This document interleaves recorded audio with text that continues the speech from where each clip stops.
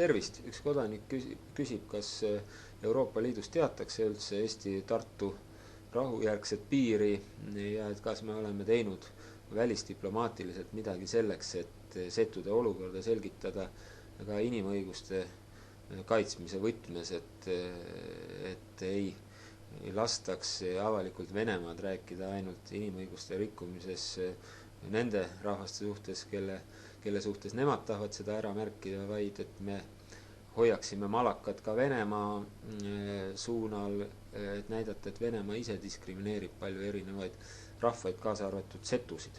Jah, tõepoolest see, mis on eestikeelse kooliga Petseris juhtunud või nende seltsidega, muuseumidega, millised on tingimused ka üle piiri käimisel ja eestikeelse või siis ka täpsemalt setukeelse kultuuri viljelemisel ajaloolise Petserimaa põhiosas, me peaksime sellest rohkem rääkima. Tõepoolest nüüd, kui Läti läheb loobuma isegi preambulast piirileppe juurde, on meil raske oma sirgeseljalisust Euroopa avalikkusele põhjendada, aga seda enam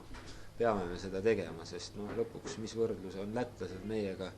võrreldes, meie võitsime vabadussõja nii oma kui ka Läti oma ja meie peame oma asja ikka ise ajama, nii et Tartu rahu järgse piiri olemasolu või õigemini seda, et me ei taotle Venemaalt midagi sellist, mis ei